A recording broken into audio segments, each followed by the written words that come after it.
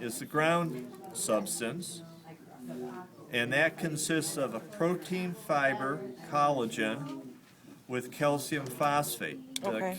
The collagen fibers give the bone flexibility, so it'll actually kind of bend a little bit.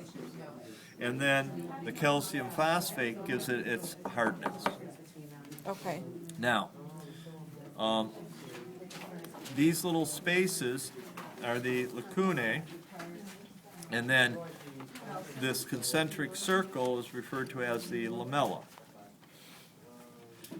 So, if you just focus, let's say these outer units were not here, and this was the outermost layer, okay?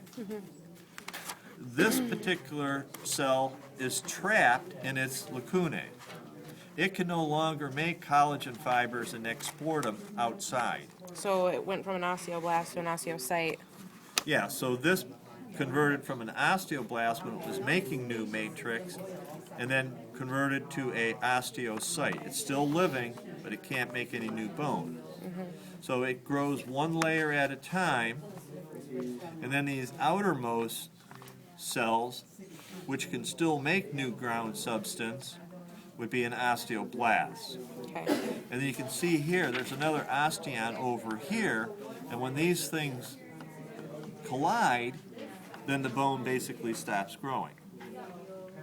Now, this cell is still living, and it needs to get nutrients from the artery, and the waste products it produces has to go back to the vein. And we transport that material. These little squiggly lines represents little canals that have been carved through the hard matrix. So it allows the cytoplasm of this cell to be continuous with the cytoplasm of this cell, with this cell, to this central canal. So remember, diffusion is the movement of substances from a high concentration to a low concentration. So there's a high concentration of oxygen in the arterial blood and high concentration of glucose. So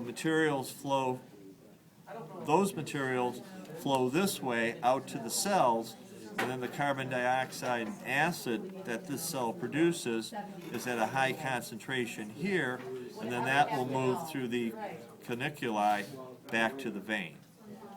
That whole process is diffusion? That whole process is So diffusion. from all the way to the out to back to the in, that's just diffusion. Diffusion. Okay. Okay? All right.